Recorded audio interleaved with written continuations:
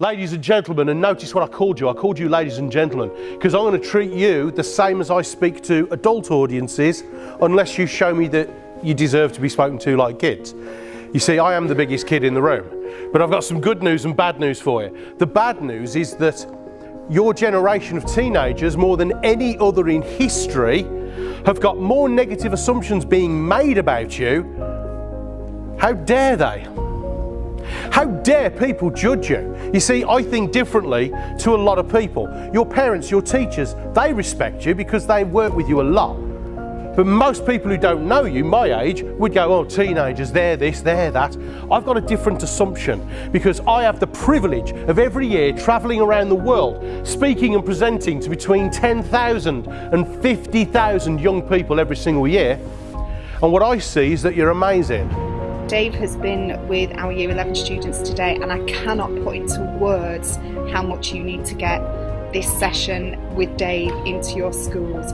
He is going to transform the lives of some of our children. The way that he can get across to our students things that maybe we've said, but he can actually get the messages across to them, it's just inspirational, and I just cannot thank Dave enough, because he's going to make our children succeed in ways that I don't think we'd have been able to as people that they know day in, day out.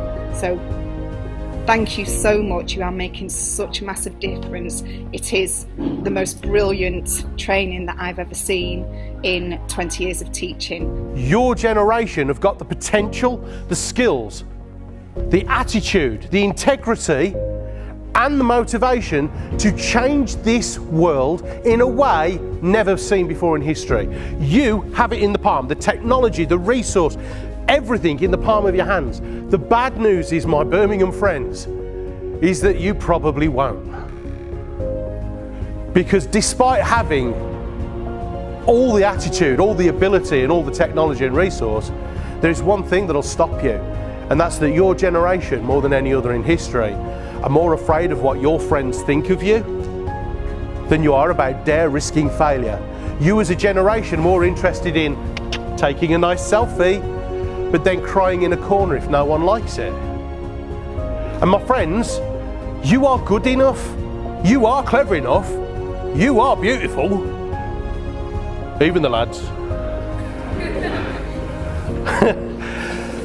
The problem is that you're seeking approval instead of doing things that command respect. It's amazing to see even the most disengaged students on his first line, when he starts speaking, watch their faces change and watch how they become engaged straight away. David Hyner, I think he's a really good person. He's tremendously funny. I think it was shown in the eyes of the audience and how interesting the people were and how interested they were to listen to him. And the way the time flew was like, I didn't even know 2 hours went past by like so quick. Where was the man from? What's the colour of his shirt? Turns around, he's got an enormous, what was the number? What colour was it? What were those initials again? In what colour? Black. What was on top? A huge, what colour was that?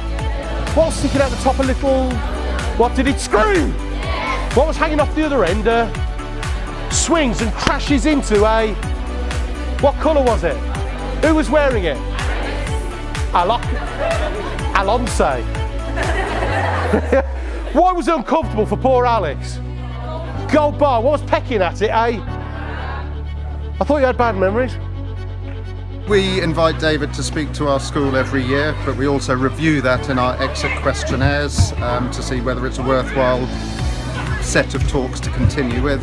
And as always, our exit questionnaires have come back with hugely positive feedback. Close to 100% of our pupils saying that they found the talks effective and motivating. So thank you, David. Even though others talk about me, do lots of assumptions about me, I don't need to look at them. I just need to go and work hard always. Every single day, you come into school with an empty head. Every single day, your teachers fill your head with knowledge, skills, and new information. You got lovely hair. What's your name? Sarah. Correct. Sarah, if you were to use that memory technique, practice it, would you smash your predicted grades? Yes or yes? Yes. Yeah? But Sarah, if you don't, Would you agree, Sarah, that would just be like walking round with an empty head? We're at the aftermath of the David Hyner show, and all I can say is I'm leaving here with a few more tips to get better at my GCSEs and how to do better in my GCSEs, along with some humour, so it's not all stress, it's not all work. It's fun while you're working, and all I can say is I've come away motivated to do better and know that I have a lot more potential than I did before. Hello, my name is Lavinia, and I just witnessed David Hyner's amazing speech about motivation, and he inspired me so much to follow my dream and to never let anyone tell me otherwise that I can't do what I want. Thank you so much, David Hyner.